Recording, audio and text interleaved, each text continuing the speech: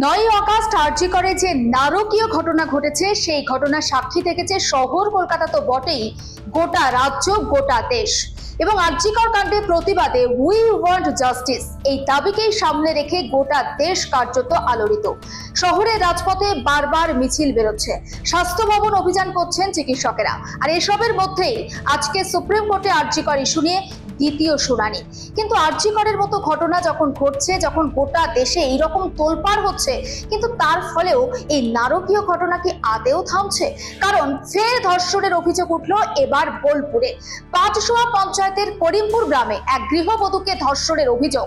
এবং সেই ধর্ষণের অভিযোগ কার বিরুদ্ধে জানেন? গ্রামেরই এক তৃণমূল সমর্থকের বিরুদ্ধে অভিযোগ দায়ের করা হয়েছে ইতিমধ্যেই বোলপুর থানায়। গত শনিবার এই ঘটনা ঘটে। বৃহস্পতিবার অভিযোগ দায়ের করেন ওই গৃহবধূর স্বামী। কিন্তু প্রশ্ন উঠছে, কেন এতদিন পরে অভিযোগ দায়ের হলো? অর্থাৎ চারটে দিন মাঝখানে তাহলে কি করে কাটছিল ওই গৃহবধূর? ওই গৃহবধূ জানিয়েছেন তিনি আতঙ্কে ছিলেন, তিনি এতটাই ভয় পেয়েছেন যে তিনি মুখ খুলতে সাহস পাচ্ছিলেন না। কারণ তার স্বামী ভিন রাজ্যে কাজের সূত্রে থাকেন। তার স্বামী বাড়িতে ফেরার পর তিনি তার স্বামীকে গোটা বিষয়টি জানান।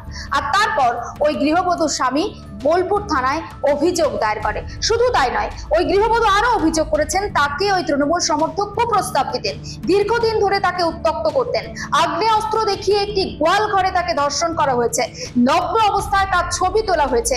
আর সেই ছবি দেখিয়ে রীতিমতো ব্ল্যাকমেল করা হচ্ছে এই গৃহবধূকে। যখন এই অপকর্ম করছিল ওই তৃণমূল সমর্থক অভিযুক্ত, সেই সময় তার 4 বছরের শিশুপুত্র, অর্থাৎ ওই গৃহবধূ 4 বছরের শিশুপুত্র সেখানে এসে পৌঁছায়। সে চিৎকার করলে ভয়ে পালিয়ে যায় ওই অভিযুক্ত যুবক। এবং বোলপুর থানায় অভিযোগের ভিত্তিতে কিন্তু ইতিমধ্যে তাকে গ্রেপ্তার করেছে পুলিশ। আজকে তাকে আদালতে পেশ করা হবে। পুলিশ নিজেদের হেফাজতে নিয়ে তাকে জিজ্ঞাসাবাদের জন্য আবেদন জানাবে।